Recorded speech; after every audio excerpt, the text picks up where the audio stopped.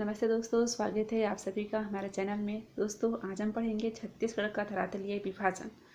छत्तीसगढ़ के धरातलीय विभाजन को 4 भागों में बांटा गया है: पर्वत, पठार, पाट और मैदान। आप हमारे नोट्स के इस इमेज में देख सकते हैं जो हमने आपके साथ शेयर किया है, और वीडियो के एंड में हम पूरा नोट्स आपके साथ शेयर करेंगे, उसे ज़रूर देखिएगा। तो पर्वत जो है उसका शीर्ष नुकीला होता है। पठार ये पर्वत जैसा ही होता है लेकिन शीर्ष समतल होता है इसका।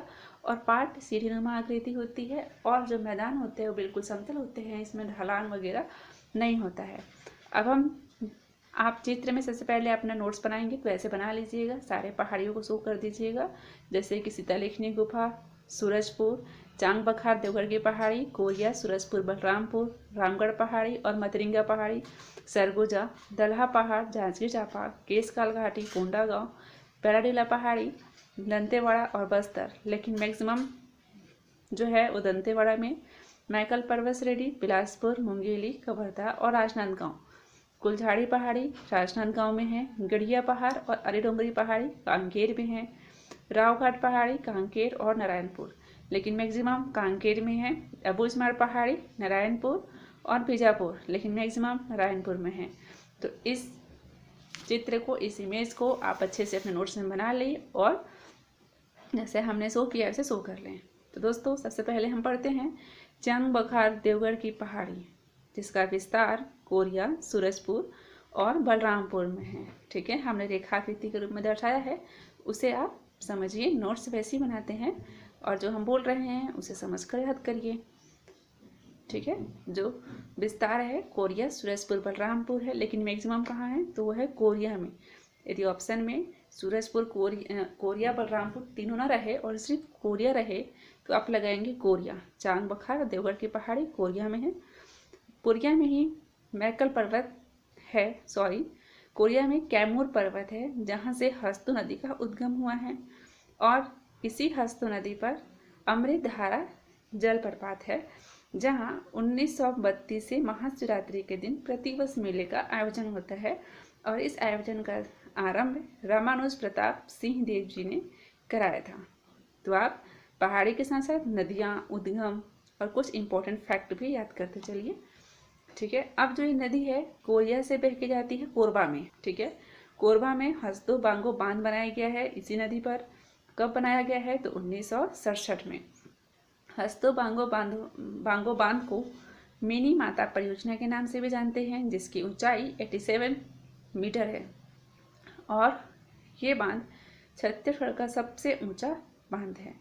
साथ ही यहाँ 1994 से जल विद्युत संयंत्र भी स्थापित किया गया है, जहाँ 180 मेगावाट विद्युत का उत्पादन होता है। ठीक है दोस्तों, और ये हसदो बांगो बांध के बनने के 27 वर्ष बाद विद्युत संयंत्र स्थापित किया गया। ठीक है, 27 वर्ष के पश्चात। अब ये नदी जो है कोरबा से बहकर जाती है जांजगीर चांपा में। आपको दिख रहा होगा हमारे इस रेखा आकृति में, जांजगीर चांपा में हसदो नदी महानदी से मिल जाती है और यहाँ पे इसका फिनिश हो जाता है। मतलब हसदो नदी क्या है, महानदी की सहायक नदी है। इस बड़ी नदी में आके हसदो नदी मिल जाती है और उसका अस्तित्व खत्म हो जाता है यहाँ से, फिर वो आगे नहीं बढ़ती हैं, फिर महानदी के रूप ले लेती हैं वो। ठीक है, तो इस प्रकार रहा चांग बखार देवगढ़ की पहाड़ी। ठीक है, ये किसके अंतर्गत आता है, पूर्वी बुंदेलखंड के पठार में। पूर्वी बुंदेलखंड का पठार क्या है, गोंडवाना चट्टान से बना है। वहाँ क्या होता है, मैक्सिमम कोयला होता है, इसीलिए कोरबा में क्या होता है, कोरबा में जो है विद्युत का उत्पादन सर्वाधिक होता है। ठीक है दोस्तों, तो आप रिलेट करके पढ़ते चलिए। अब हम देखेंगे मैकल पर्वत। मैकल पर्वत जो है यह सतपुरा पर्वत का पूर्वी भाग है। ठीक है दोस्तों, और विस्तार कहाँ है तो बिलासपुर के पेंड्रा में, मुंगेली के लोरमी में, कवर्धा के पिपरिया में और राजनांदगांव के डोंगरगढ़, छुईखादान और खैरागढ़ में। तो अभी हम बिलासपुर और मुंगेली को नहीं देखेंगे, ये हम पार्ट वाले चैप्टर में देखेंगे, और पठार में ही देखेंगे। अभी हम देखेंगे राजनांदगांव। ठीक है, और जो मैकल पर्वत श्रेणी है दोस्तों, ये मैक्सिमम जो है वो कवर्धा जिले में है। ठीक है, चलिए देखते हैं नांदगांव में डोंगरगढ़ के अंतर्गत 3 क्षेत्र हैं: चितवा डोंगरी पहाड़ी, प्रज्ञागिरी पर्वत और चितवा डोंगरी क्षेत्र। चितवा डोंगरी पहाड़ी जो है दोस्तों, यहाँ माता बमलेश्वरी जी का मंदिर है, जिसका निर्माण राजा वीर सेन ने कराया था। और यहाँ प्रति वर्ष चैत्र कुमार नवरात्रि में मेले का आयोजन होता है। ठीक है। प्रज्ञागिरी पर्वत या प्रयागगिरी पर्वत, यहाँ पे महात्मा बुद्ध की 30 फीट ऊंची प्रतिमा है और ये प्रतिमा बैठी हुई अवस्था में है। बमलेश्वरी माता मंदिर के पास ही है ये। यह जो है प्रज्ञागिरी, यह छत्तीसगढ़ का प्रमुख बौद्ध स्थल है और प्रतिवर्ष यहाँ बुद्ध पूर्णिमा के दिन मेले का आयोजन होता है। ठीक है दोस्तों। अब चितवा डोंगरी जो क्षेत्र है वो छत्तीसगढ़ का पुरातात्विक क्षेत्र है। इसकी खोज रमेंद्रनाथ मिश्र और भगवान दास बघेल ने की थी। ठीक है। और इसकी प्रसिद्धि है इसके शैल चित्र के कारण। चलिए आगे हम देखते हैं कवर्धा, जहाँ मैक्सिमम मैकल पर्वत श्रेणी है। कवर्धा में पिपरिया है। पिपरिया के अंतर्गत कंदावनी पहाड़ी, भोरमदेव, चिल्फी घाटी पढ़ना है हमको। कंदावनी पहाड़ी जो है उसके पूर्व से हाफ और आमनेर नदी निकलती है, जबकि पश्चिम से बंजर और ताड़ नदी निकलती है। और ये नदियाँ खैरागढ़ में आमनेर, मुस्का और पिपरिया तीनों संगम बनाती है। ठीक है दोस्तों। भोरमदेव में भोरमदेव मंदिर है, जिसका निर्माण गोपाल देव ने कराया था। और गोपाल देव किस वंश के हैं? तो ये हैं फणिनाग वंश के। भोरमदेव मंदिर का निर्माण 1089 में किया गया था और इस मंदिर को छत्तीसगढ़ का खजुराहो कहा जाता है। ठीक है। नेक्स्ट देखते हैं चिल्फी घाटी। चिल्फी घाटी में जो एक लामा और चेलिक लामा है वह लौह अयस्क का भंडार है। और चिल्फी घाटी दुर्ग संभाग का एकमात्र ऐसा क्षेत्र है जहां सर्दियों में बर्फ जमती है। तो ये इंपॉर्टेंट है, आप याद करते चलिए। अब बदरगढ़ की चोटी, ये जो चोटी है मैकल पर्वत की सबसे ऊंची चोटी है और इसकी ऊंचाई है 1176 मीटर। ठीक है। नेक्स्ट है मैकल जो पर्वत है वहाँ सर्वाधिक बैगा जनजाति निवास करती है। तो ये भी बहुत इंपॉर्टेंट है कि सर्वाधिक बैगा जनजाति कहाँ निवास करती है? तो ये करती है कवर्धा के मैकल पर्वत में। ठीक है। और मैकल पर्वत ही की सबसे ऊंची चोटी बदरगढ़ की चोटी है, 1176 मीटर है ऊंचाई। चलिए अगला हम पढ़ेंगे पहाड़ी है रामगढ़ की पहाड़ी, जो कि बहुत ही इम्पोर्टेंट है। रामगढ़ की पहाड़ी भी सतपुरा पर्वत का पूर्वी भाग है और विस्तार सरगुजा जिले में है। इसके अंतर्गत हमको पढ़ना है सीता बेंगरा गुफा, जोगी मारा गुफा, लक्ष्मण बेंगरा गुफा और रामगढ़ पहाड़ी।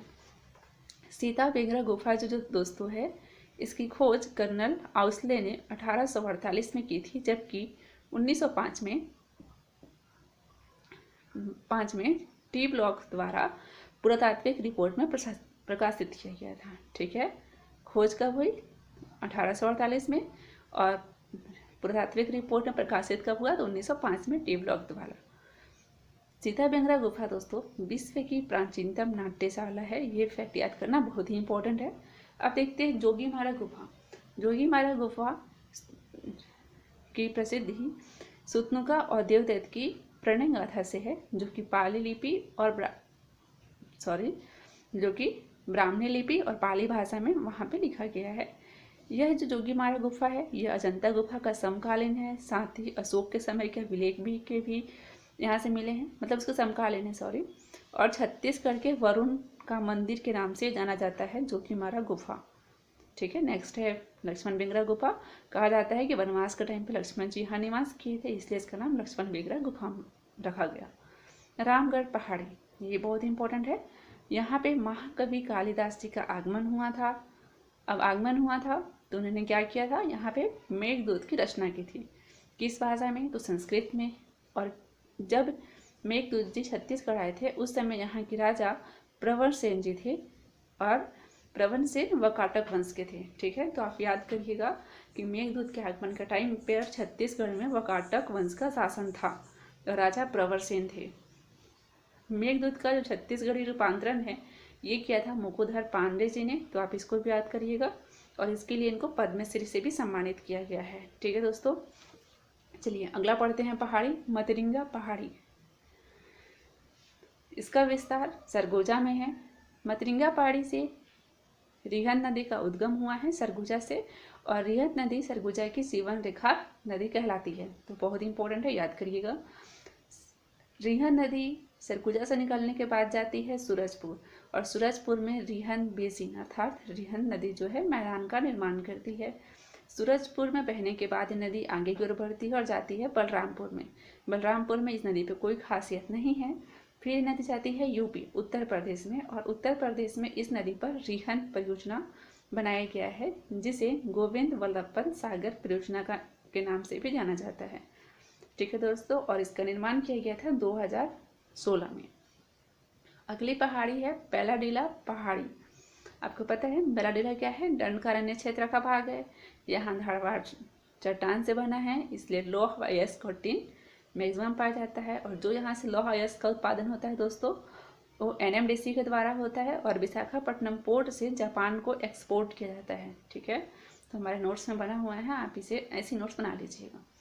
देखते हैं बेलाडीला पहाड़ी विस्तार कहाँ कहाँ है, तो दंतेवाड़ा और बस्तर में। मैक्सिमम कहाँ है, तो दंतेवाड़ा में है। ठीक है, दंतेवाड़ा से निकलती है संखनी नदी।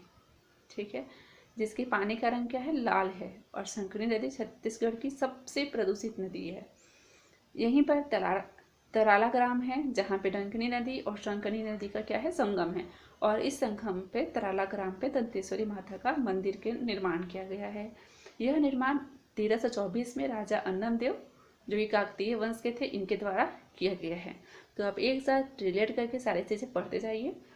बेलाडीला पहाड़ी जो है, इसकी सबसे ऊंची चोटी है नंदीराज, जिसकी ऊंचाई है 1210 मीटर। ठीक है, नेक्स्ट पहाड़ी है अबूझमाड़ पहाड़ी, जो कि नारायणपुर और बीजापुर जिले तक फैला हुआ है, लेकिन मैक्सिमम ये नारायणपुर जिले तक ही है। और यहाँ नारायणपुर से गुर्रा नदी का उद्गम हुआ है, ये इंपॉर्टेंट है। साथ ही अबूझमाड़ पहाड़ी में खुरसेल घाटी जो है, वहाँ सर्वाधिक उष्ण किस्म के सागौन वन पाए जाते हैं। तो ये अभी आपके लिए याद करना बहुत ही इंपॉर्टेंट है। चलिए नेक्स्ट पहाड़ी देखते हैं। और हाँ, हमने आपको बताया था कि अबूझमाड़ में क्या होती है? सर्वाधिक वर्षा होती है 187 सेंटीमीटर, इसलिए इसे क्या बोलते हैं? छत्तीसगढ़ का चेरापूंजी। तो आप इसे भी याद करिएगा। नेक्स्ट देखते हैं रावघाट पहाड़ी।